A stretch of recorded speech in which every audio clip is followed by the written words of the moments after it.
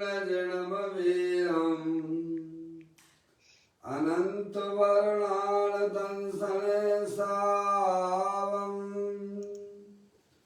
भोक्ष्यामि नियम सारम् केवली श्रुत केवली भणितम्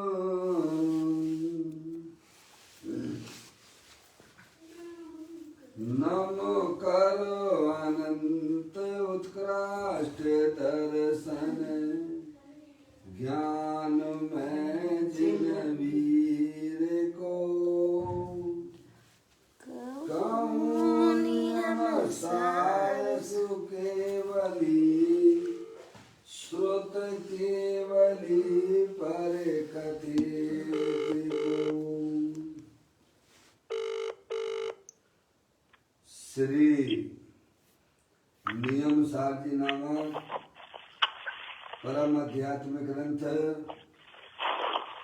स्वाध्याय 1 में विराजमान है। आज से 2000 वर्ष पहले इस महान पवित्र ग्रंथ की रचना आचार्य श्री कृष्ण द्वारा इसी पवित्र भूमि पर की गई और इसके टीकाकार पदम प्रमलधारी देव मुनिराज हैं। ग्रंथ का नाम नियम सार है। नियम से करने योग्य कार्य अपनी आत्मा में सम्यक दर्शन, सम्यक ज्ञान, सम्यक चारित्र रूपी निर्मल पर्याय, पवित्र पर्याय, मोक्ष मार्ग की पर्याय को प्रकट करना, क्योंकि वह पर्याय स्वयं सुख स्वरूप है और अनंत सुख का कारण भी है। अनादि काल से हमारे आपके आत्मा में पर को अपना जानने वाली, पर को अपना मानने वाली, पर के साथ संबंध रखने वाली ऐसी मूल आदेश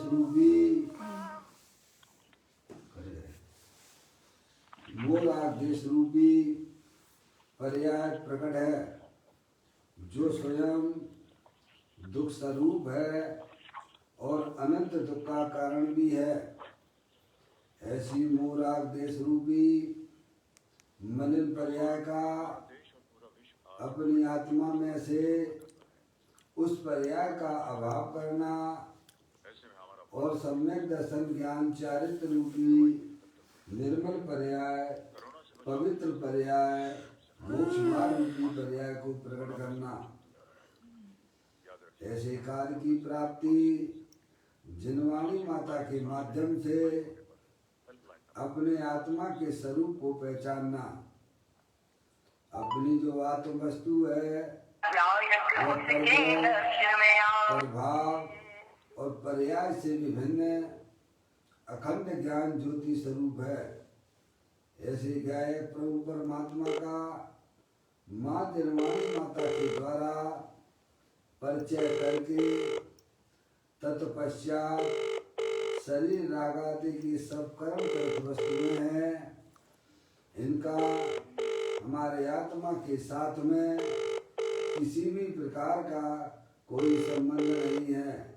इस प्रकार सम्यक आप जिस व्यक्ति को कॉल कर रहे हैं शरीर रागादि का लक्ष्य छोड़ के अंतरोन्मुखी उपयोग के द्वारा अंदर जो अखंड ज्ञान ज्योति स्वरूप भगवान आत्मा है उसमें ही अपनापन स्थापित करना, उसमें ही उसे ही निज रूप से जानना और उसमें में ही अपनी वर्तमान पर्याय को मग्न कराना। उसे ही अनंत परमात्मा ने धर्म कहा है। उसकी चर्चा आचार्य भगवंतों ने, मुनिराजों ने एक एक गाथा और उसकी टीका और कलश के माध्यम से हमें अपने आत्मा के स्वरूप को यहाँ समझाया है। देखिएगा यहाँ पर श्री नियम सार जी नामक परम आध्यात्मिक ग्रंथ का हम और आप यहाँ स्वाध्याय कर रहे हैं, जिसका छठवां अधिकार यहाँ चल रहा है, जिसका नाम है निश्चय प्रत्याख्यान अधिकार। उसके अंतर्गत 100 नंबर की गाथा का स्वाध्याय अपन ने किया। आचार्य भगवंतों की टीका को भी अपन ने पढ़ा और उसके बाद पद्मनंदी आचार्य देव के एकत्व सप्तति नाम का अधिकार में से जो है 3 कलश 39, 46 और 41 का भी अपन ने स्वाध्याय किया। अब यहाँ पर टीकाकार पद्मधारी देव महाराज टीका लिखने के उपरांत यहाँ कलश 135वें नंबर का लिखते हैं। उसका स्वाध्याय अपन यहाँ प्रारंभ करते हैं। निकाल लीजिए, यहाँ नियम साजी प्रवचन चल रहे हैं, पूज्य गुरुदेव श्री के माध्यम से स्पष्टीकरण हो रहा है। 805 नंबर का पेज है, मैं यहाँ पाठ करता हूँ। इको आत्मा ही बस रहा मम सहज दर्शन ज्ञान में, संबर में शुद्ध उपयोग में, चारित्र प्रत्याख्यान में, दुष्कर्म और सत्कर्म इन सब कर्म के संन्यास में, मुक्ति पाने के लिए अन्य कोई साधन है नहीं। यहाँ पर पदम प्रबंधाई के मुराद कहती है, अगर जिन जीवों को मुक्ति प्राप्त करना है तो अपना चैतन्य भगवान आत्मा अखंड ज्ञान ज्योति स्वरूप जो तीनों काल मुक्त स्वरूप है, जिसने आज तक परद्रव प्रभाव और पर्याय को भी स्पर्श नहीं किया है, ऐसा मुक्त स्वरूप भगवान आत्मा है। उसका पूर्ण रूप से आश्रय लेने पर पर्याय में पूर्ण मुक्ति स्वरूप की पर्याय प्रकट होती है। उसकी चर्चा यहाँ कहती है, मेरे सहज दर्शन में, सहज शुद्ध ज्ञान में, सहज चारित्र में, सुकृत और दुष्कृत रूपी कर्म द्वंद्व के संन्यास काल में, संन्यास काल में प्रत्याख्यान त्याग में, संन्यास काल, संबल में और शुद्ध योग में, शुद्ध उपयोग में वह परमात्मा ही है। यही बात जो है आचार्य कुंकुम देव ने भी कही थी कि मेरे ज्ञान में आत्मा है, मेरे दर्शन में आत्मा है, मेरे चारित्र में आत्मा है, मेरे प्रत्याख्यान में आत्मा है, मेरे योग में आत्मा है, मेरे संवर में आत्मा है। इस प्रकार की चर्चा आचार्य कुंकुम देव ने की थी और उसी बात को या परम परमधारी देव मुनिराज भी यही कहते हैं। वह परमात्मा ही है, अर्थात सम्यक दर्शन आदि सभी का आश्रय अवलंबन शुद्धात्मा ही है। अपने त्रिकाले भगवान आत्मा जो तीनों काल पर्याय से भी भिन्न, ऐसा शुद्धात्मा ही है। यानी पर्याय का आश्रय। देखो, पर्याय के बिना कोई द्रव्य होता नहीं जगत में, और द्रव्य भी पर्याय के बिना होता नहीं है। अपनी जो चैतन्य वस्तु है, जो शुद्धात्मा है, तो पर्याय बुनियाद की किस प्रकार से काम करती है वो यहाँ बताया जा रहा है। ठीक है ना? तो कहते हैं सम्यक दर्शन आदि सभी का आश्रय, आश्रय यानी अवलंबन है। पर्याय का अवलंबन क्या है? शुद्ध आत्मा ही है। समझ गए आप? अपन चैतन्य वस्तु है, ये शरीर तो जड़ है, अनंत पुद्गल परमाणुओं का पिंड है। समझ में आया? अपनी चैतन्य वस्तु अमूर्तिक है, अमूर्तिक प्रदेशों का पुंज, प्रसिद्ध ज्ञानादि गुणों का धारी, अनादि निरंतर वस्तु, वह शुद्धात्मा है, वह चैतन्य है, और वो मैं हूँ। समझ में आया?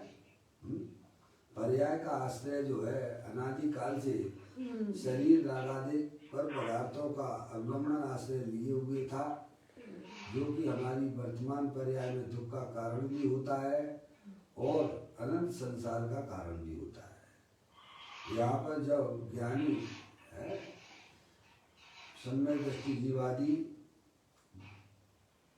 अपनी जन्माणी माता के द्वारा अपने आत्म स्वरूप को समझकर अब फिर उनकी पर्याय अंदर जो त्रिकालिक ध्रुव भगवान आत्मा शुद्धात्मा है उसका आश्रय लेती है। अज्ञान दशा में पर का आश्रय लेती है और ज्ञान हो जाने पर, अपनी आत्मा का ज्ञान हो जाने पर वह पर्याय अब अपने शुद्धात्मा का आश्रय लेती है। वहीं से मोक्ष मार्ग की प्राप्ति होती है। समझ में आ गई भाई साहब?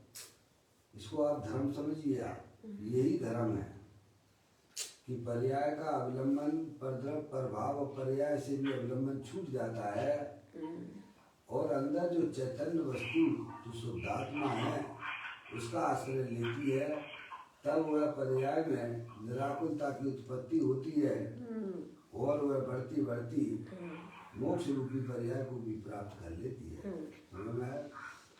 अंतर मुक्ता ही वास्तव में आत्मा का वास्तविक जीवन है। बैर मुक्ता तो संसार का कारण है, दुख रूप है ना। समझ आप? तो कहते हैं सम्यक दर्शन आदि सभी का आश्रय अवलंबन शुद्ध आत्मा ही है। यानी पर्याय का जो आश्रय है अपना शुद्ध आत्मा है। तो शुद्धात्मा को जाने बिना आप आश्रय कैसे लेंगे? हमारा आपका सबका प्रथम में प्रथम अगर कोई कर्तव्य है तो अपने शुद्धात्मा के स्वरूप को पहचानने की बात है। अगर आपको अपनी वर्तमान पर्याय में अतीन्द्रिय आनंद की प्राप्ति करना है, सुख की प्राप्ति करना है, तो अपने आत्मा के स्वरूप को आपको पहचानना ही पड़ेगा। समझ में आया? ज्ञानी जीवों की पर्याय तो निरंतर अपने शुद्धात्मा का आश्रय लिए हुए है। समझ गए ना? इसीलिए उनकी पर्याय में निरंतर निर्मल पर्यायों का प्रभाव प्रारंभ हो गया है। हमारी पर्याय में मलिन पर्यायों का प्रभाव चल रहा है, जो कि हमारे आत्मा के लिए अहितकारी परिणाम है। संसार का कारण है। इस जन्म मरण की चैन को तोड़ने के लिए अपने शुद्धात्मा के स्वरूप को आपको समझना ही पड़ेगा। पड़ेगा शब्द इसीलिए कहता हूँ क्योंकि आप आत्मा हो और आत्मा ही रहोगे। समझे? कितना भी पर पदार्थों को आप अपना मानिए, लेकिन वे आपके कभी होने वाले नहीं हैं। मौसी आइए ना। अरे कितना भी पर पदार्थों को आप अपना मानिए, शरीर आदि पर पदार्थों को, वे तुम्हारे कभी हो नहीं सकते हैं। एक बार आप थोड़ा पुरुषार्थ करके अपने शुद्धात्मा के स्वरूप को आपको पहचानिए। आप जिसका सेवन अनंत सिद्ध परमात्मा करते हैं, जिसका सेवन अरिहंत परमात्मा करते हैं, जिसका सेवन साधु परमेष्टि करते हैं और जिसका सेवन समस्त समय दृष्टि जीव करते हैं, वही की वही वस्तु हमारे आपके पास में भी है। आपको कहीं से लाना नहीं है। समझ में आया? पर आपको उस वस्तु स्वरूप का ज्ञान नहीं है, इसीलिए पर्याय में दुख की पर्याय चल रही है।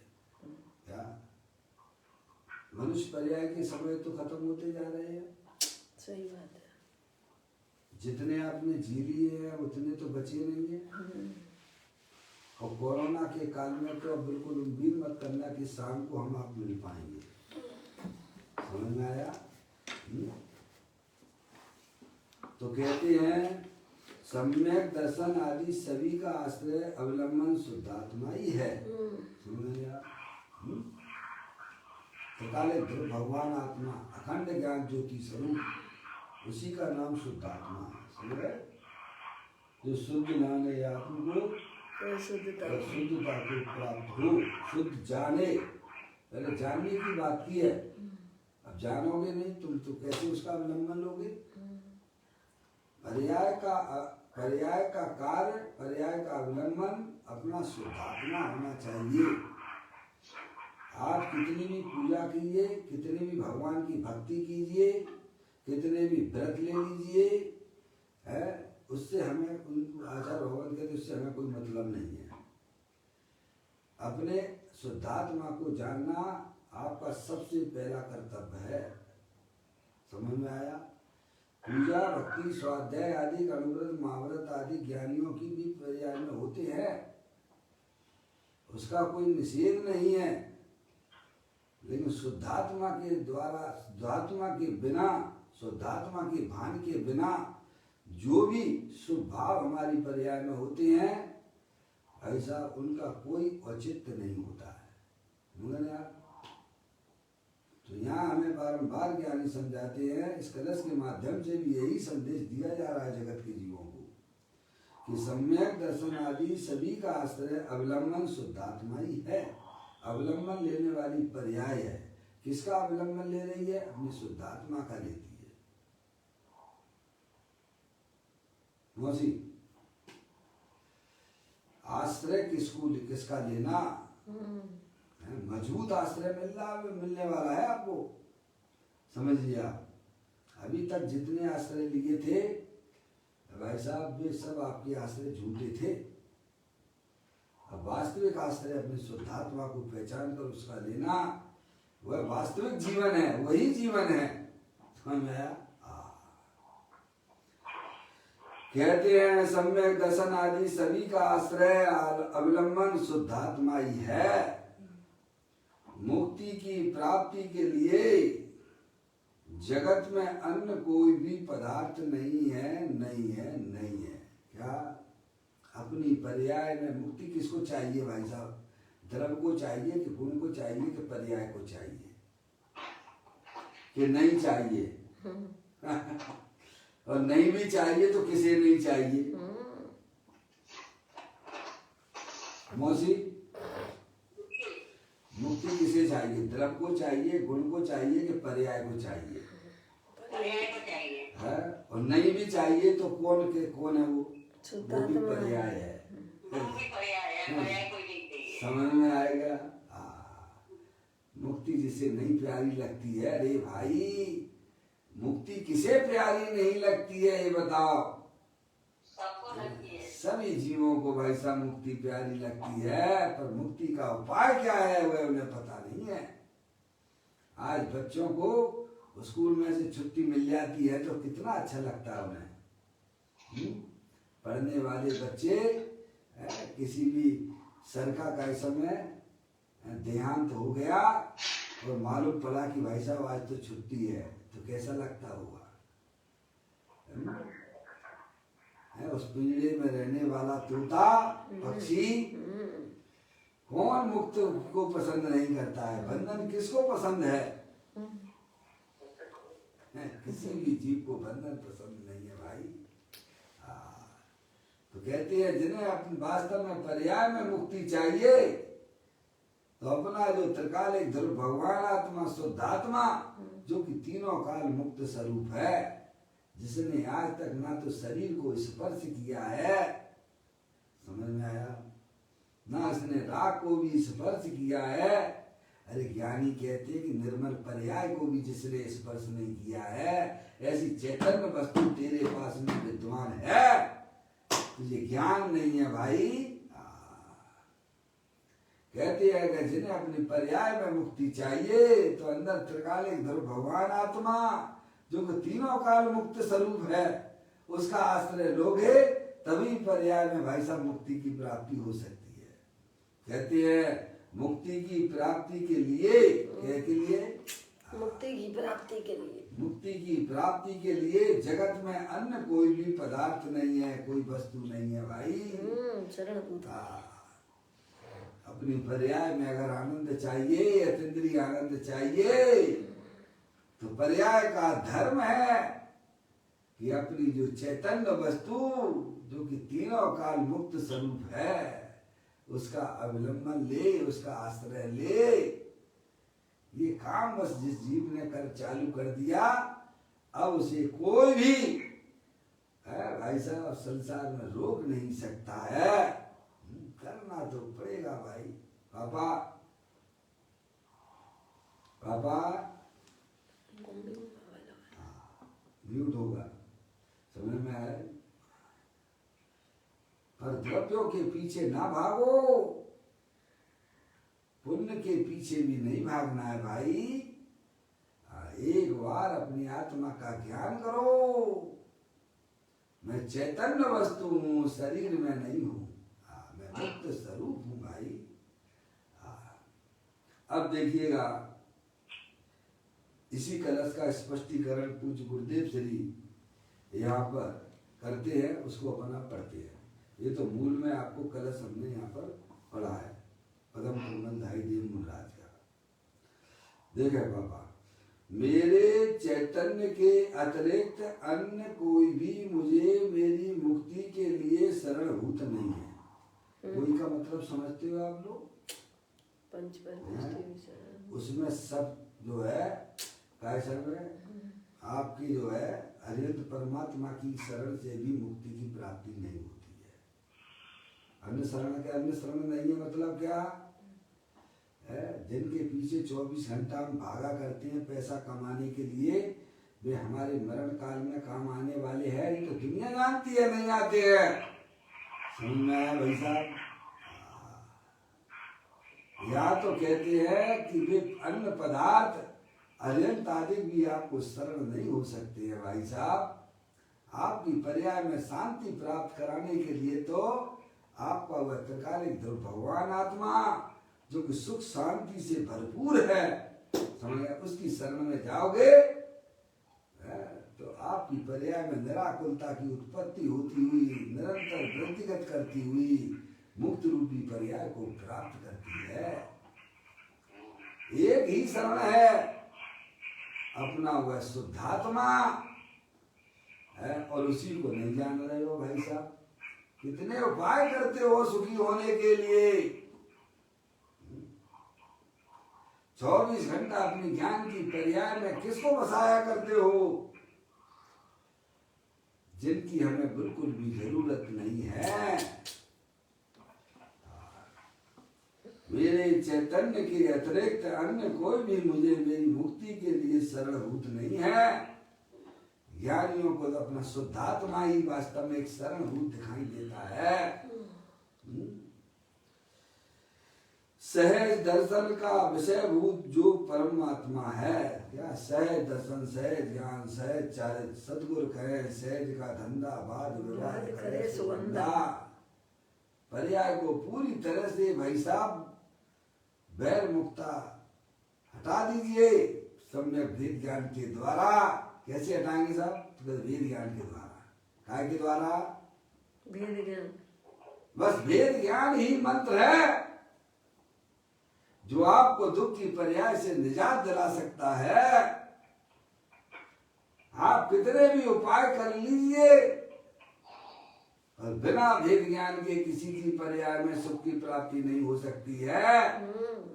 जितने भी सिद्ध परमात्मा सिद्धालय पे विराजमान है, जितने भी होंगे वे सब सम्यक वेद ज्ञान के प्रताप से ही होने वाले हैं।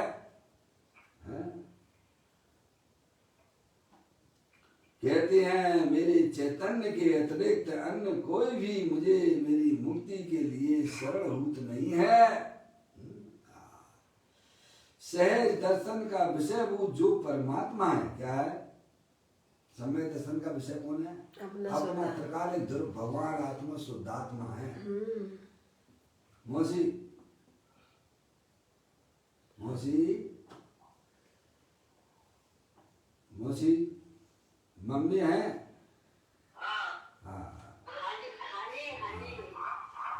पर्याय का शरण कौन? अपना त्रिकालिक,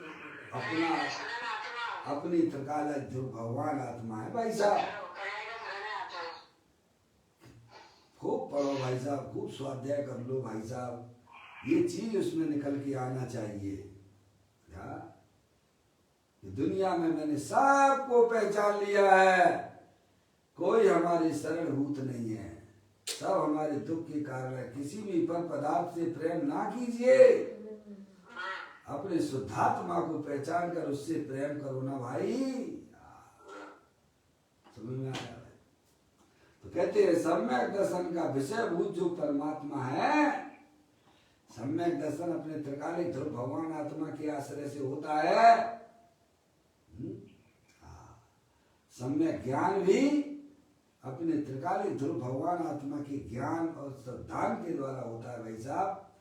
तो सम्यक दर्शन सम्यक ज्ञान वह उसका विषयभूत अपना कारण परमात्मा है, वही एकमात्र मेरी मुक्ति का कारण है। समझे ना, वही एकमात्र मुक्ति का कारण है। उसी के अवलंबन से शुद्ध ज्ञान, चारित्र, प्रत्याख्यान, संवर और योग है। इसीलिए सम्यक दर्शन, सम्यक ज्ञान, सम्यक चारित्र, शुद्ध उपयोग आदि में परमात्मा का ही आश्रय है। कौन से परमात्मा का आश्रय है भाई साहब? अपने परमात्मा का बाहर में पंचकर्मिष्ठ परमात्मा का ही आश्रय है। परमात्मा यानी अपना कारण परमात्मा, अपना शुद्धात्मा। पर्याय का वैषम्य में कोई शरण अगर कोई भूत है तो अंदर स्थायी रूप से विद्यमान वस्तु अविनाशी, जिसका ना तो जन्म होता है और न जिसका मरण होता है, ऐसी चैतन्य वस्तु वही वास्तव में पर्याय का शरण हुआ करती है। शुद्धात्म और पंच गुरु जग में शरणों दोय, मोय उदय जी के वृथा आन कल्पना हो। निश्चय से तो अपना त्रिकालिक ध्रुव भगवान आत्मा ही शरण है और व्यवहार से पंच परमेष्टि को शरण कहा गया है। जब तक पूर्ण रूप से पर्याय में स्थिरता प्राप्त नहीं हो जाती तब तक ज्ञानियों को भी व्यवहार से पंच परमेष्टि शरण होते हैं। अन्य की तो शरण की कोई बात ही यहाँ नहीं है। कहती हैं ज्ञान में एक ध्रुव परमात्मा ही है। ऐसा कहा तो क्या ज्ञान में पर्याय ज्ञात नहीं होती? गुरुदेव श्री यहाँ पर उसका खुलासा करते हैं कलश का। ज्ञान में एक ध्रुव परमात्मा ही है ऐसा कहा तो क्या ज्ञान में पर्याय ज्ञात नहीं होती? हाँ, थोड़ा भाई साहब जागृति रखना पड़ेगी। हाँ, तो आपके यहाँ से आवाज आ रही है पापा? हाँ, चलिए। कहती है ज्ञान में एक ध्रुव परमात्मा ही है ऐसा कहा तो क्या ज्ञान में पर्याय ज्ञात नहीं होती? ऐसा स्वयं बुद्धि सुन कहती है। क्या ज्ञान की पर्याय है? तुमने कहेंगे ज्ञान में एक अपना शुद्धात्मा है, ध्रुव ही है। पापा हाँ सुनो ध्यान से। तो कहती है जब ऐसी बात कलश टीकाकार मुमराज ने कही कि मेरे ज्ञान की पर्याय में निरंतर एक अपना शुद्धात्मा ही ज्ञात होता है, वही आश्रयभूत है, वही जानने में आ रहा है। तो पूज्य गुरुदेव श्री स्वाध्याय हेतु सब स्पष्टीकरण करते हुए कहते हैं ज्ञान में एक ध्रुव परमात्मा ही है ऐसा कहा तो क्या ज्ञान में पर्याय ज्ञात नहीं होती? ज्ञान में पर्याय जानने में आती है परंतु उसका आश्रय तो एक परमात्म तत्व ही है। क्या कहा? ज्ञान सबका है, दृष्टि एक ज्ञायक प्रभु परमात्मा की है। ज्ञान का स्वभाव सुपर प्रकाशक है, सबको जानता है, पर दृष्टि किसकी है? अपने ज्ञायक प्रभु परमात्मा की है। जैसे अर्जुन को जब निशाना लगाने के लिए बात की गई थी तो उनके गुरु ने उनसे पूछा कि मैं जानने में आ रहा हूं कि नहीं आ रहा हूं? ये तुम्हारे भाई तुम्हें जानने में आते हैं कि नहीं आते हैं? नहीं आते। ये पेड़ जानने में आता है कि नहीं आता है? ये पक्षी जानने में आता है कि नहीं आता है? तो वो कहती है मुझे कुछ भी जानने में नहीं आ रहा है। मुझे तो क्या जानने में आ रहा है? मुझे तो भाई साहब जो निशाना लगाने के लिए कहा गया ना पुतली में, वो जानने में आ रहा है। तो आप लोग बताइए क्या उस अर्जुन को अपने गुरु जानने में नहीं आ रहे थे? क्या उसका ज्ञान उसको नहीं था गुरु का? है क्या अपने भाई जो चार बाजू में बैठे हुए थे क्या उसकी ज्ञान की पर्याय में वह जानने में नहीं आ रहे थे क्या? आ रहे थे पर लक्ष्य नहीं है भाई साहब। लक्ष्य लक्ष्य और जानने का भाई साहब दोनों को समझना चाहिए। उस समय अर्जुन की दृष्टि में एकमात्र जिसको भेदना था वह जानने में आ रहा था, और वह बाजू में सब थे, उनका भी ज्ञान तो बढ़ रहा था। है भाई साहब, आप भी जब भी कोई निशाना लगाते हो पापा, पापा लगाए होंगे आपने, मेले में गए होंगे आप, कैसे लगाते हैं? नकली ही सही है? एक आंख को बंद करते हो, दोनों को खोल के लगाते हो। पूछ रहा हूं मैं आपसे, निशाना लगाते हो, उधर जाते नहीं हो मेले में, फुग्गे उग्गे नहीं लगे रहते बहुत सारे निशाने, तो कैसे लगाते हो? दोनों आंख खोल के लगाती हो कि एक आंख बंद करके लगाती हो? लगाते हो नहीं, तभी लगता है ना। तो उस पे उससे ज्ञान का जो परिवर्तन हो रहा है ना, एकाग्रता होती है ना क्या? तो क्या आपको ये बाजू के लोगों का ज्ञान नहीं था उस समय? नहीं था?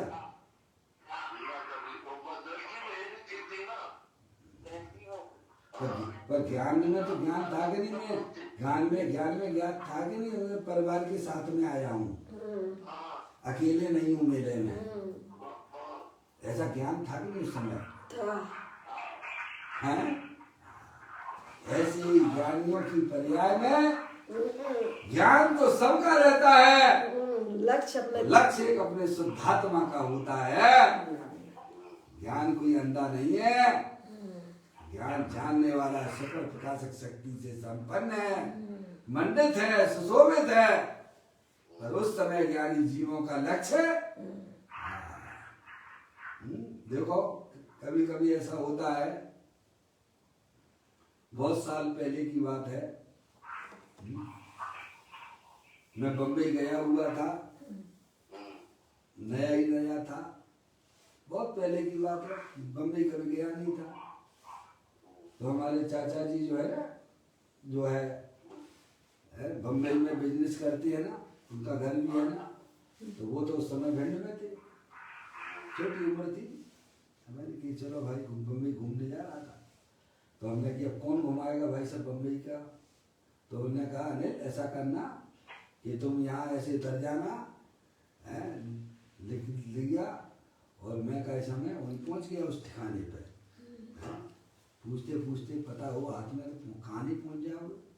बोलो, सब जगह पहुँच ही जाती है। मैं पहुँच गया। मैंने उनसे कहा कि भाई साहब मैं मेरे चाचा जी है और उन्होंने आपके लिए बोला है, उसने की दुकान थी, तो वो मेरे से बात करने लगा, और बात करते करते उसके पास ग्राहक आ गए। तो ग्राहक बोलता है कि भाई साहब दुकान बंद कर दो, आप जब से मैं खड़ा हुआ हूँ आप मेरी तरफ ध्यान ही नहीं दे रहे हो। आप क्या हमने जो बिजनेसमैन वाला होता है भाई साहब, पहले ग्राहक को देखेगा, समझ रहे? आप समझेगा नहीं? ऐसी बात होती है। ऐसे ही का समय गुण और मुख्यता की बात है। किसको मुख्य करना? जिसे पैसे का लोभ है तो ग्राहक को मुख्य करेगा, जिसे अपने लोगों से प्रेम है तो पहले उनको मुख्य करेगा, बाकी के गुण। तो गुण मुख्यता है ना, पर्याय का स्वभाव है ना, सुफल प्रकाशक स्वभाव है ना, तो ज्ञानी की पर्याय भी जिस समय अपने त्रिकाली ध्रुव भगवान आत्मा को लक्ष्य कर रही है, उस समय उस पर्याय में भी भाई साहब पर का भी ज्ञान होता है। आप अपने घर में रहते हो तो बाजू के घर का ज्ञान है कि नहीं है आपको? है। ये तो स्वभाव है ना, सुफल प्रकाशक, समझ गए? तो क्या यही कहते हैं, जब पर्याय अंदर त्रिकालिक ध्रुव भगवान आत्मा का लक्ष्य करती है, क्या उस समय पर्याय का ज्ञान नहीं होता है? क्या होता है? पर्याय का ज्ञान नहीं बरतता है उसमें क्या है? तो कहते हैं हाँ देखो, ज्ञान में एक ध्रुव परमात्मा ही है, ऐसा कहा तो क्या ज्ञान में पर्याय ज्ञात नहीं होती? प्रश्न किया। पूज्य गुरुदेव श्री कहते हैं ज्ञान में पर्याय जानने में आती है, परंतु उसका आश्रय तो एक परमात्म तत्व ही है। अंदर जो कारण परमात्म तत्व वस्तु शुद्धात्मा वही उसका आश्रय वर्तता है। जब आप करोगे तो आपको समझ में आएगी भाई साहब। तर्क से, युक्ति से, न्याय से तो सब बातें समझ में आ जाती है? आश्रय लीजिए भाई साहब, अपनी शुद्धात्मा का ज्ञान कीजिए। ज्ञान कहीं चला नहीं जाता है, ज्ञान सबको जानता है, लेकिन अपना प्रयोजन सबसे पहले आगे रखता है। अपनी शुद्धात्मा का आश्रय लेके चलना। घर गृहस्थी के कितने भी कार्य हों, संसार के जितने भी कार्य हों भाई साहब, वे तो युद्ध अनुसार होते रहेंगे, तुम उनकी चिंता ना करो। अपनी चैतन्य वस्तु को पहचानिए भाई साहब। कहते ऐसा कहा तो ज्ञान में पर्याय ज्ञात नहीं होती, ज्ञान में पर्याय जानने में आती है, परंतु उसका आश्रय, उस पर्याय का आश्रय, उस पर्याय की पकड़ अपने त्रिकाली भगवान आत्मा। भाई साहब, पकड़ किसकी है? पर्याय में पकड़ किसकी है? त्रिकाली ध्रुव भगवान आत्मा की हो जाती है।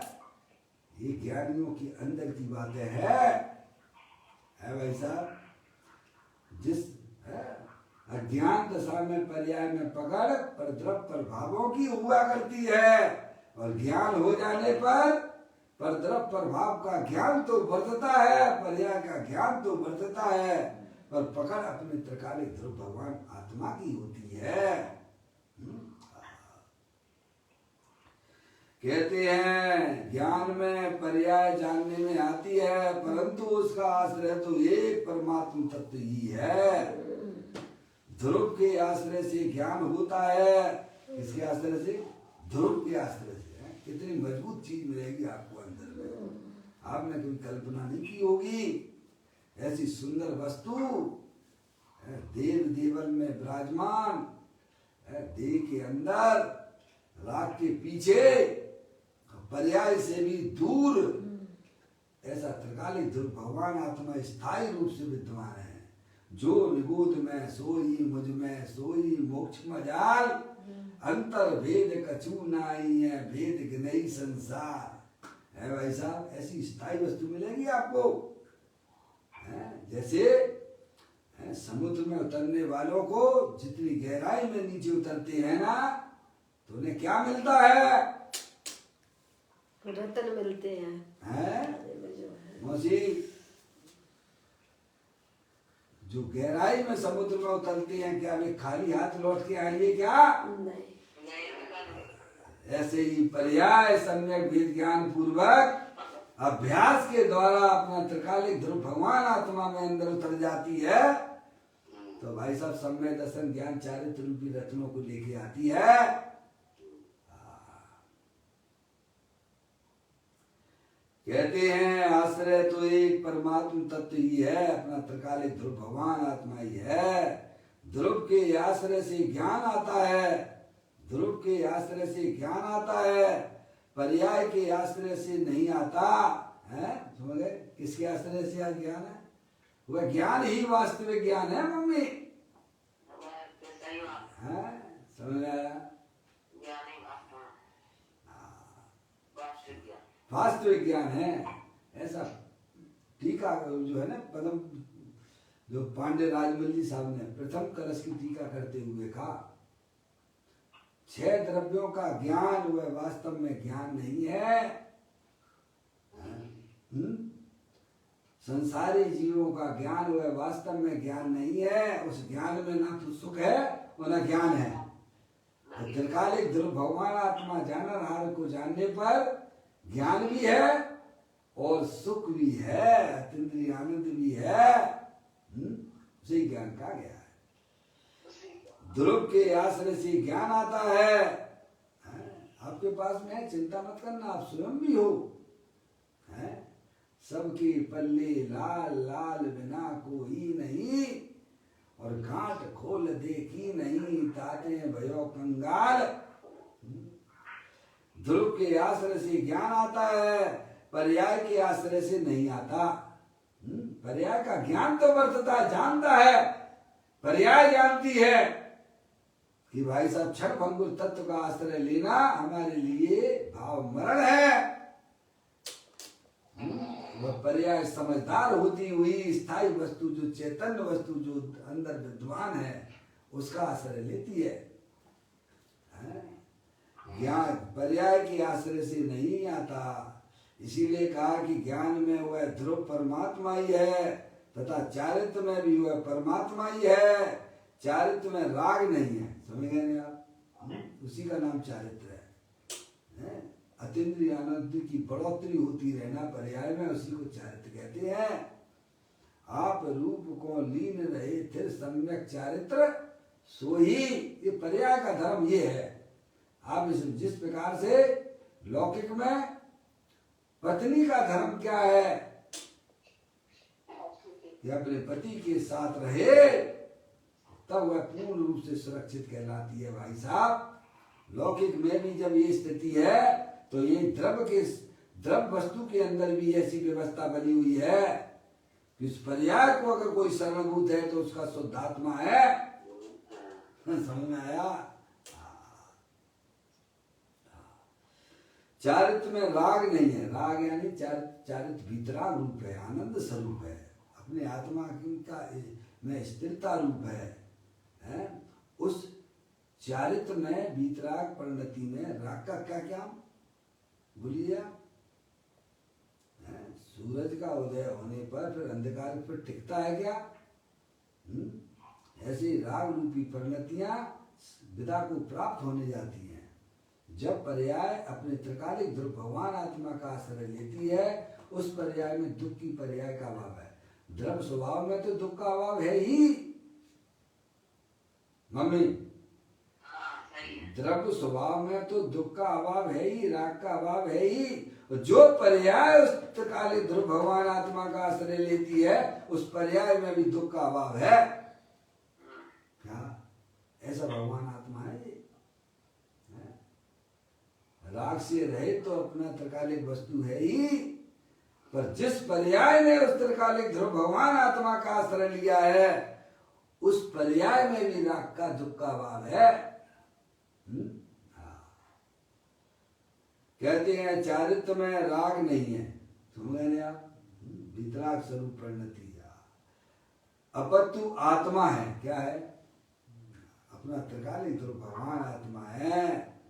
शरीर की दिगंबर दशा चारित्र नहीं है। शरीर की निर्वस्त अवस्था भाई साहब वह तो शरीर की है ना, उसमें आत्मा का चारित्र है क्या? शरीर जुदा है, आत्म वस्तु जुदा है। शरीर की पर्याय शरीर में होगी ना, आत्मा की पर्याय आत्मा में होगी ना। तो शरीर की निर्वस्त अवस्था दिगंबर दशा वह चारित्र नहीं है, आत्मा का चारित्र नहीं है वो। किंतु अब देखिए आप, किंतु राग देश रूपी वृत्ति निकालकर चैतन्य को उजागर कर देना चारित्र है। नहीं क्या?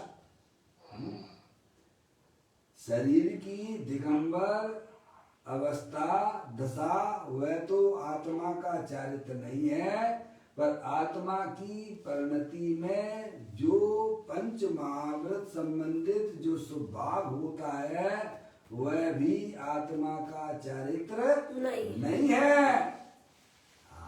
ये बता रहे हैं। सब बातें ज्ञानियों ने लिखी है यहाँ पर, हमारे पास टाइम नहीं है भाई साहब। स्वाध्याय भी करते हो तो चंचल उपयोग से करते हो भाई। चंचल उपयोग से तो भाई साहब फोटो में भगवान की प्रतिमा भी विराजमान है, वो भी तुम्हें प्राप्त नहीं होगी। उसके लिए भी उस मूर्तिक फोटो में भी भगवान की प्रतिमा के दर्शन करना है तो एकाग्रता करनी पड़ेगी। तो भाई साहब आपको व्यवहारिक दृष्टि से एकाग्रता करना पड़ेगी। और यहाँ तो अपने चैतन्य स्वरूपी भगवान आत्मा जो कि अमूर्तिक है, अरूपी है भाई साहब। उपयोग में चंचलता खत्म कीजिए सम्यक भेद ज्ञान के द्वारा। आनंद ही आनंद मिलता है ज्ञानियों को।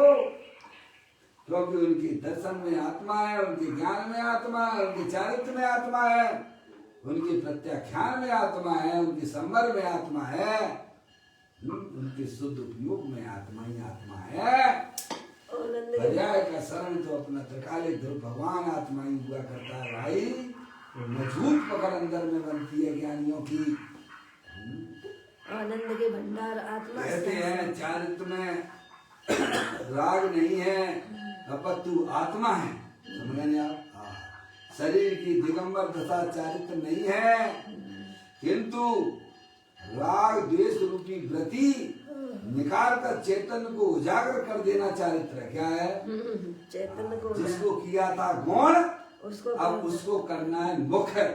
मम्मी अनादि काल से शरीर रागादिक को मुख्य किया था, तो संसार की प्रवृत्ति हो रही थी, दुख की पर्याय उत्पन्न होती थी। ज्ञानियों ने उलट पलट कर दिया, उलट पलट कर दिया। क्या? शरीर रागादिक को कर दिया गौण और अपनी चैतन्य वस्तु को किया मुख्य है। तो यहाँ यही कहते हैं क्या? राग द्वेष रूपी वृत्ति निकालकर चैतन्य को उजागर कर देना चारित्र है। क्या चारित्र है?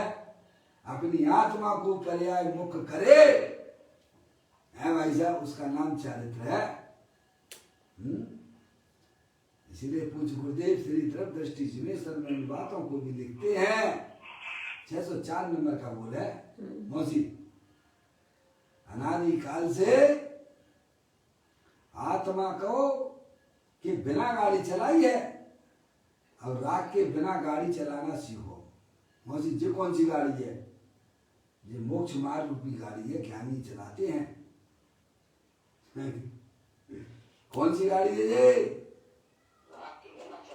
हाँ, ज्ञानियों के पास यह व्यवस्था बनाए चलते हैं ज्ञानी लोग। समझ आया?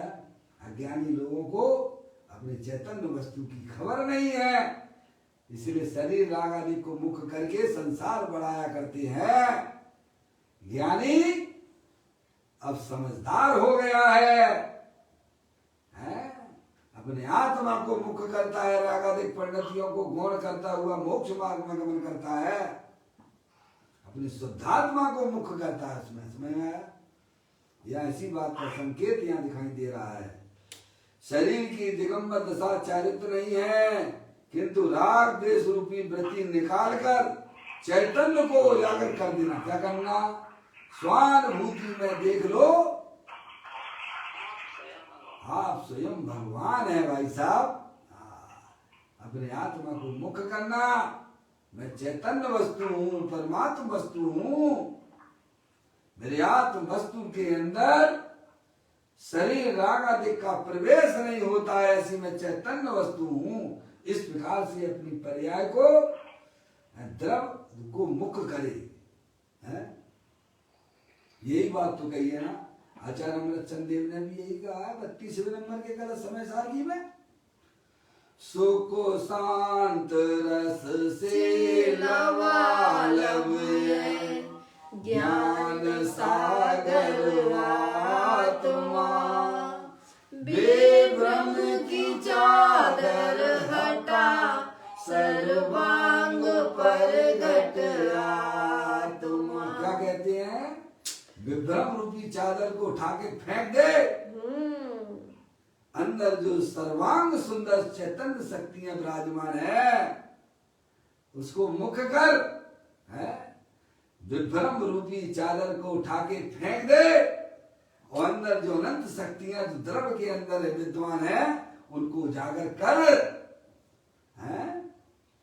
सुख शांत रस से लबालब ज्ञान सागर आत्मा, बेभ्रम की चादर हटा सर्वांग पर घट आत्मा। हे बाप जन इस लोक के सब एक साथ नहाइए, इसे ही अपनाइए, इसमें मग्न हो जाइए। अपने आत्मा को भाई साहब मुक्त करो, इन रागादिक परिणतियों को पर्याय में गौण कर दीजिए, पर पदार्थों को गौण कर दीजिए। अपने चैतन्य भगवान पर्याय का प्रयोजन क्या है? अपने शुद्धात्मा का आश्रय लेना हो तो अपने आत्मा को मुख कीजिए, शुद्धात्मा को मुख कीजिए, एक समय की पर्याय को भी गौण कर दीजिए भाई साहब। हैं? ऐसा वीर अंदर में उछाला करता है ज्ञानियों की पर्याय में। समझ में आया? ना तो मैं पर्याय का पता ना द्रव्य का पता, कैसे मुक्ति होगी भाई? कहते हैं चारित्र में राग नहीं है, पत्तु आत्मा है। शरीर की दिगंबर दशा चारित्र नहीं है, किंतु राग द्वेष रूपी वृत्ति निकाल कर चैतन्य को उजागर कर देने का नाम चारित्र है। तुम्हें शुद्धात्मा को आगे रखना, ये पर्याय का धर्म है, उसी का नाम चारित्र है। समझ में आया? थोड़ा ध्यान दीजिए भाई साहब, 6 बज चुके हैं आपके। वस्त्र सहित मुनि दशा मानना हुआ तो स्थूल मिथ्यात है। क्या भाई साहब, क्या कह दिया? स्थूल मिथ्यात है भाई साहब, समझ लीजिए आप। यहाँ तक आ गए दिगंबर है, दिगंबर मुनि ही वास्तव में मुनि है। अभी यहाँ आ गए, समझ गए नहीं आप? वस्त्र सहित जो श्वेतांबर अधिक में है ना, समझ गए नहीं आप? तो कहते हैं वस्त्र सहित, खुद ही थे ना श्वेतांबर, वहीं पैदा हुए थे ना पूज्य गुरुदेव श्री। उन्होंने सब शास्त्र पढ़ लिए थे श्वेतांबरों के, दीक्षा ले ली थी ना, 23.5 साल में तो उन्होंने दीक्षा ली थी। दिगंबर धर्म में तो बहुत बाद में आए हैं। समझ में आया भाई साहब? सब उनको पता है, घर घर की पता है, हैं? कहते हैं वस्त्र सहित मुनि दशा मानना तो स्थूल मिथ्यात है, शुभ राग से चारित्र दशा मानना भी मिथ्यात है। समझ रहे हैं आप? भले ही दिगंबर हो गए हैं, लेकिन शुभ राग से भाई साहब धर्म मानते हो तो वह भी मिथ्यात रूपी में अज्ञानी जीव है वो, भले बाहर से निर्वस्त है।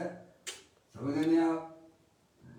जो शुभ राग से अपना कल्याण मानता है, शुभ राग करते करते हमारा भाई साहब कल्याण हो जाएगा, वह भी मिथ्या दृष्टि जीव है, चाहे भले दिगंबर मुनिराज भी क्यों ना हो।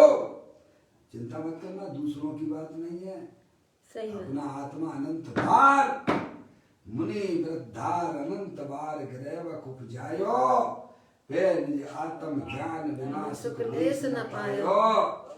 है भाई साहब, अपना आत्मा अनंत बार दिगंबर मुनि हुआ, ऐसी क्रियाएं की जैसी शास्त्र के अंदर लिखी हुई हैं, उसके बाद भी हमारे आत्मा का कल्याण नहीं हुआ भाई। समझ में आए? तो कहते हैं वस्त्र सहित मुनि दशा मानना हुआ तो स्थूल मिथ्यात है, शुभ राग से चारित्र दशा मानना भी मिथ्यात है। सही बात है यार, सूक्ष्म भूल बता भाई। चारित्र तो आत्मा के आश्रय से है। क्या? किसके आश्रय से है? आत्मा के, शुद्धात्मा के आश्रय से होता है भैया।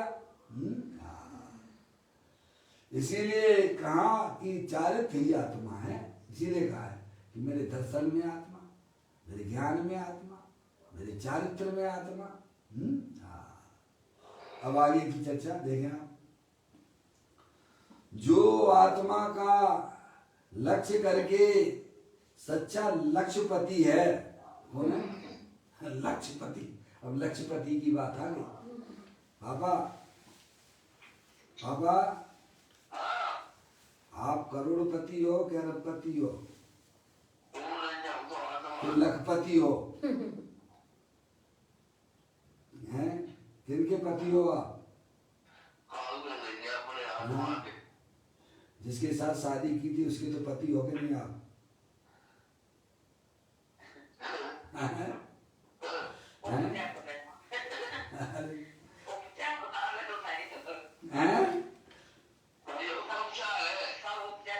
लेकिन हम तो व्यवहार में चले जा रहे हैं, इतने डूब गए हैं। है तो उपचरित, पर व्यवहार में क्या लगता है? बाहर लगता है व्यवहार में ऐसा। है कोई पैसे से अपने आप को लखपति मानता है? करोड़पति मानता हैं? है, पति खराब। कोई अपने आप को करोड़पति मानता है? कोई लखपति मानता है? कोई धन्य की आत्मा गया है। पंडित बनारसी दास जी कहते हैं, सिद्धि रिद्धि वृद्धि जी के घट में प्रकट सदा, अंतरे के लक्ष्य सो जाची लक्ष्यपति है। दास भगवंत की वो दास रहे जगत सो, ऐसे सुखिया सदैव समय कीती है। अरे तू तो अनंत पति है, अनंत गुण शक्तियां तेरे आत्मा में विद्यमान है, तू उसे अपना जान। तो कहती अंदर के लक्ष्य से लक्ष्यपति है।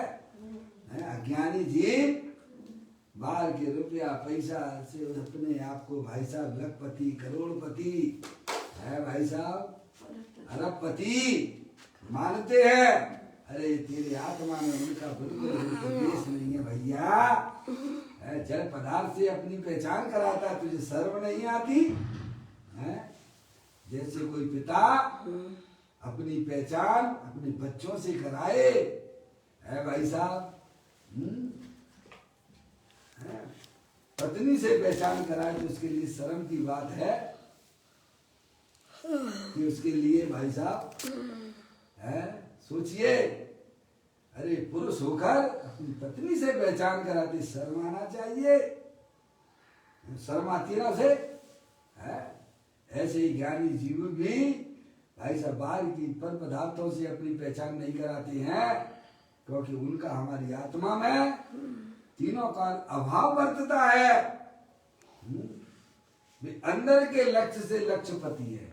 देखो क्या कहती है, जो आत्मा का लक्ष्य करे, जो पर्याय त्रिकालिक ध्रुव भगवान आत्मा का लक्ष्य करे, वही सच्चा लक्ष्यपति है? इसके अलावा बाहर के लक्ष्यपति होने में कोई माल नहीं है। हमारी लालामयी चेहरे पे काय की रहती है, मेरे 4 प्लाट है, मेरे बहुत बड़े बड़े मकान हैं। अरे मूर्ख है, क्या भूल गया? गुजरात में भूकंप आया था ना, करोड़पति रूढ़पति होने में कितना समय लगा? क्या वह घटना हमारे साथ नहीं कर सकती है क्या?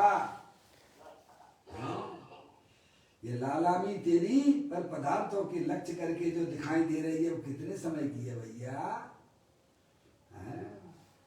ज्ञानियों की लालामी अपने त्रिकालिक ध्रुव भगवान आत्मा का आश्रय लिए हुए है, अपने शुद्धात्मा का आश्रय लिए हुए है, उसका कभी भी नाश नहीं होता है भाई साहब। ये लालामी कोई बनावटी लालामी नहीं होती है ज्ञानियों के पास में। सही है? उसे अब कोई छीन नहीं सकता है। ऐसी पर्याय में अपने त्रिकालिक ध्रुव भगवान आत्मा की पकड़ हुआ करती है। कहते ना कंकड़ पत्थर पर मुग्ध हुआ, चैतन्य खजाना भूल गया। जो आत्मा का लक्ष्य करे वही सच्चा लखपति है। इसके अलावा बाहर के लक्ष्यपति होने में कोई माल नहीं है भाई साहब, और उससे आत्मा का कल्याण भी नहीं है। दुष्कृत तो पाप है, हिंसा के, झूठ के, चोरी के, कुशील के परिक्रय जो हमारी आत्मा की पर्याय में होते हैं वे तो पाप रूप है ही। और सुकृत पुण्य है भाई साहब। दया, दान, पूजा, भक्ति आदि, स्वाध्याय आदि, अनुव्रत, महाव्रत की जो परिणाम वे सुकृत है, वे पुण्य भाव है। पर ज्ञानी उन दोनों को ही भाई साहब पाप कहते हैं। गजब है, समझ में आया? दोनों बैरमुखी तत्व है भाई। कहते हैं दुष्कृत तो पाप है, सुकृत पुण्य है। उस पाप पुण्य रूपी कर्म द्वंद्व के संन्यास काल यानी त्याग रूप। संन्यास काल का मतलब है त्याग रूप है। मैं भी आत्मा ही है, क्या है तुमने ना उनका त्याग बरतता है। जिन्हें पुण्य पाप नहीं कीना, आत्म अनुभव चित दीना, तिन्ही विधि आवत भूखे, संभल लय सुख अवलुक। तो कहते हैं उस पाप पुण्य रूपी कर्म द्वंद्व के संन्यास काल में, त्याग में भी आत्मा ही है, उनका त्याग वर्तता है ज्ञानियों में। और अर्थात आत्मा में एकाग्र होने पर पाप पुण्य का त्याग हो जाता है भाई साहब। ये पुण्य पाप जो है दोनों हमारे आत्मा पराश्रित भाव है, उनका पर्याय में अगर त्याग करना है तो अंदर जो चैतन्य वस्तु, जो शुद्धात्मा, जो तीनों काल विद्यमान वस्तु है, उसका आश्रय लेने पर ही पुण्य पाप जो है दूर भाग जाती है। जैसे सूरज का उदय होने पर अंधकार स्वयं में भी भाग जाता है, ऐसे ही पर्याय अपने चैतन्य सूरज का आश्रय लेती है तो पर्याय में पुण्य पाप के परिणाम भाग जाते हैं। बोलो भाई साहब, इसमें कहाँ दिक्कत आ रही है आपको? मौसी, ज्ञानी ये काम कर सकते तो आप नहीं कर सकते हो क्या? क्यों नहीं कर सकते? त्रियंच गति का जीव कर सकता है तो आप नहीं कर सकते हो क्या? नार की जीव कर सकती है तो आप नहीं कर सकते हो क्या ये काम? सोचिए, अगर अपनी आत्मा में पराश्रित परिणामों का अभाव करना है तो अंदर में मजबूत चीज पकड़ाती है ना ज्ञानी है। जैसे बच्चा है भाई साहब, खतरनाक खिलौने से खेल रहा है, ऐसे आप छुड़ाओगे तो वो छोड़ेगा नहीं। आपके सामने अगर सुंदर वस्तु रख दी जाए उसके सामने भाई साहब, तो अपने आप छोड़ के कुछ बढ़िया सी खिलौने को पकड़ लेता है। ज्ञानी अगर तुम्हें पुण्य के परिणामों से भी छुटकारा प्राप्त कराना चाहते हैं तो अंदर में शुद्धात्मा की शरण को बताते हैं। पाप की तो बात ही ना करना, पुण्य की अगर शरण छुड़ाई है तो शुद्धात्मा की पकड़ अंदर बनाना पड़ती है। समझ में आया भाई साहब? उस पाप पुण्य रूपी कर्म द्वंद्व के संन्यास काल में भी आत्मा ही है, अर्थात आत्मा में एकाग्र होने पर ही पाप पुण्य का त्याग हो जाता है। पुण्य को सुकृत कहा है परंतु वह धर्म नहीं है। क्या भाई साहब? भाव पाउड़ में भी कहा है, क्या कहा है? 83वें नंबर की गाथा है भाव पाउड़ की। कहते जिन शासन में जिनैन देव ने ऐसा कहा कि पूजा अधिक में होता है वह तो पुण्य है तथा मोह क्षोभ से रहे जो आत्मा का भीतरागी परिणाम है वह धर्म है। ये भाव पाउड़ में कहा है आचार्य कुमकुम देव ने। आत्मा के आधार से संबर है, इसीलिए संबर में भी आत्मा ही है। जो निर्मल पर्याय प्रगति वह आत्मा में अभेद हो गई है। क्या हो गई है? किसमें अभेद हो गई है? जो निर्मल पर्याय प्रगति उसकी पकड़ पर्याय की किधर है? अपना त्रिकालिक ध्रुव भगवान आत्मा निर्मलानंद है। समझ में आया? वह द्रव और पर्याय के भेद विलय को प्राप्त हो जाते हैं, उसी को ज्ञानी अनुभूति कहते हैं। अपनी पर्याय में भाई साहब इस प्रकार की व्यवस्था कीजिए है भाई साहब, जिसमें अपना त्रिकालिक ध्रुव भगवान आत्मा ही नजर आए भाई साहब। कहते हैं आत्मा के ही आधार से संबर है, इसीलिए संबर में भी आत्मा ही है। जो निर्मल पर्याय प्रगति वह आत्मा के अभेद से हो गई है। क्या ऐसा? या गुरुगुणी के भेद भी विलय को प्राप्त हो जाते हैं, पर्याय का भेद भी विलय को प्राप्त हो जाता है। उसमें तो एकमात्र अखंड ज्ञान ज्योति स्वरूप है। समझ में आया? वही वास्तविक सम्यक दर्शन है, सम्यक ज्ञान है, सम्यक चारित्र है, वही संबर है, वही आपका योग है, वही प्रत्यक्ष ज्ञान है। इसीलिए उसमें आत्मा ही है ऐसा कहा है। तथा शुद्ध उपयोग में भी वह परमात्मा है, परमात्मा ही है। इस प्रकार सम्यक दर्शन ज्ञान चारित्र आदि सभी भावों में एक आत्मा का ही अवलंबन है, अन्य किसी बाह्य पदार्थों का अवलंबन नहीं है। मुक्ति की प्राप्ति के लिए जगत में कोई दूसरा पदार्थ नहीं है। मुक्ति तो एकमात्र चैतन्य आश्रित ही है। कहाँ है? सम्यक दर्शन से लगाकर मोक्ष तक की बात करके बतलाया कि आत्मा के अतिरिक्त अन्य पदार्थ आश्रयभूत नहीं है। ये पदम प्रबंध देव मुल्ला जगत के जीवों को बता रहे हैं। दो बार नकार, दो बार नहीं है नहीं शब्द का उपयोग किया ना। हम्म। यह आत्मा के आश्रय के बिना किसी को मुक्ति नहीं होगी, नहीं होगी, नहीं होगी। दो बार नकार के उस बात पर बल दिया, दो बार नाना किया तो बल दे दिया ना। कितने भी घूम रहे हो, घूमते रहिए आप, नहीं होगी तो नहीं होगी। दो बार नकार के उस बात पर बल दिया है। प्रथम ऐसा आत्मा लक्ष्य में तो ले कि अंतर में विचार करके उसका ज्ञान तो कर, उसके अतिरिक्त धर्म का अन्य कोई उपाय नहीं है। आत्मा स्वयं शक्ति रूप से परमात्मा है, वही मुक्ति की प्राप्ति का आश्रय करने योग्य है। इसके अलावा कोई अन्य पदार्थ जगत में आश्रयभूत नहीं है। इस सच्चे प्रत्याख्यान का अधिकार है। जिसको सच्चा प्रत्याख्यान होता है उस जीव की श्रद्धा ज्ञान चारित्र कैसे होते हैं, अब यह बतलाते हैं। आगे का कलश यहाँ चलेगा, कल अपन इसकी चर्चा करेंगे। अभी अपना समय यहाँ पर हो गया। निज निधि निजो में बताई, ये अनंत